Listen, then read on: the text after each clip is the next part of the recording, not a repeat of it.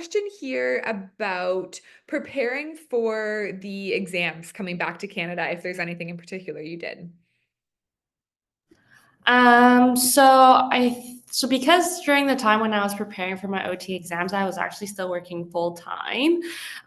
There are courses available where I think you pay a certain fee, and then I think it's like a Zoom type of online prep course type of situation. But because I was working full time and being in Australia, time zones and things like that just wasn't really working out for me. So I ended up just choosing not to do it.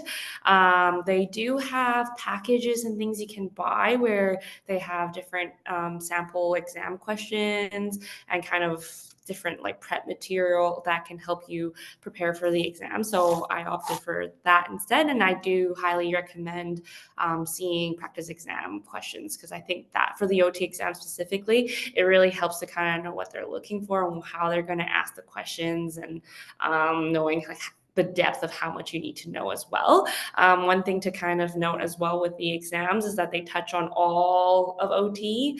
So it's pretty broad. OT is very broad, just like, physio, or I don't know if any of the other fields can be quite broad as well. But especially for me, I specialize in pediatrics. So I really just mainly knew everything in pediatrics, but all the other areas or other specialties of OT was more like things that I had to learn because I was obviously in uni, and those were things that I knew really well at the time.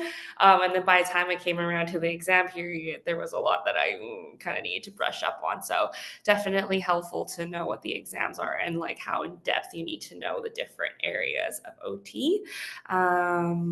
Yeah, I hope that answered the question. Oh, and also studying with anyone else. Studying with others and in groups also really helps. And did you find that that was something that you did, when you were in Australia with, others that you'd met in Australia or once you were back here?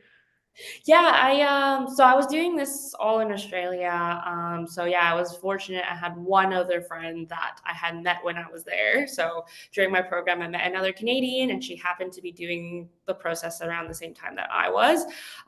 So that worked out well, to be able to study together in like a buddy system. But in some cases, you don't find that. So yeah, it kind of depends.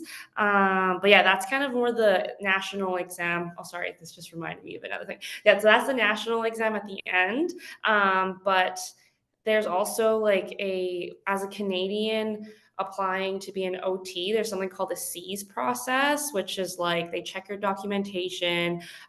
There's like a legal exam thing. And then there's the last one is more of like an interview type of exam, oral exam. And that one is around 6 hours. So you do have to do quite a bit of oral examination and practice kind of those oral skills. For me, I felt that it was quite easy coming from Sydney University because during my degree, we did a lot of oral exams. I'm not sure how other universities do it and if you get a lot of opportunities for that.